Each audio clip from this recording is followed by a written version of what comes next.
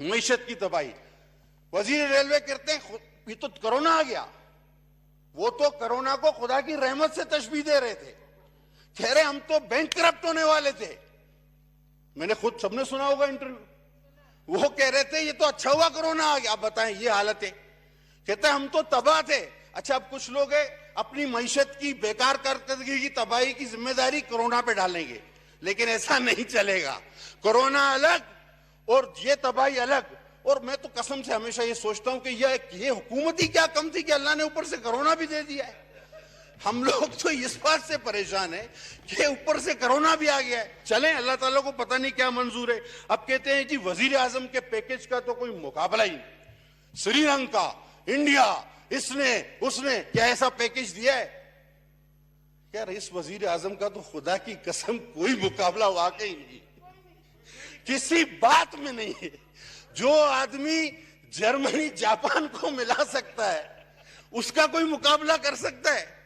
जो आदमी इस दौर में, सर मुझ जैसे वर्कर को इतना टाइम नहीं मिलता कि मैं खबरें देखूं, वो अर्तगल की 90 पूरी 90 किस्तें देख चुका है और बोलता है तुम लोग भी देखो और भी ये वाला ड्रामा बनाएंगे। अब अंदाजा करें आप, ये आदमी की यानी हद है फुर्सत की, और वो पूरी अब तरह से अपने काम में लगे हुए ड्रामा देख रहे हैं। मुझे तो कभी ऐसा लगता है सर, अच्छा उस ड्रामे को बोलते हैं देखो, देखने के बाद क्या करो?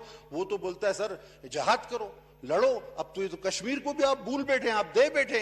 कभी ऐसा ना हो कि तलवार लेके वो निकल आए और वहां से निकल जाए कश्मीर की तरफ। थोड़ा ख्याल रखना अपने इस वजीर आजम पे, अर्तगल देख देख के जज्बाती ना हो जाए, ये कश्मीर की तरफ जो ना झंडा लहराता हुआ ना निकल जाए, जनाबे वाला।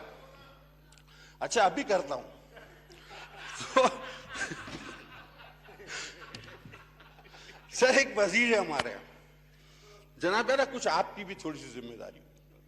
कल अभी आवाज आएगी, अभी परसों की बात है, परसों की बात है। आप लतीफे यहाँ पे नहीं सुन रहे हैं, यहाँ पे जो है वो तकरीर कर रहे हैं। अगर लतीफे सुनने हैं तो बाहर जाके आप इन्हें लतीफे सुनाएं।